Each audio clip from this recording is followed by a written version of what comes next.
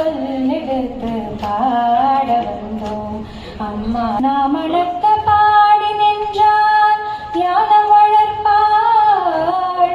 பூமணக்க பூஜை செய்தால் பூவை நீ மகிழ்வாய். வெள்ளை தாமரையில் வீற்றிருப்பாய். எங்கள் உள்ள கோவிலில் உறைந்து நிற்பாய். தேவானி சரஸ்வதி மாதவி பார்வதி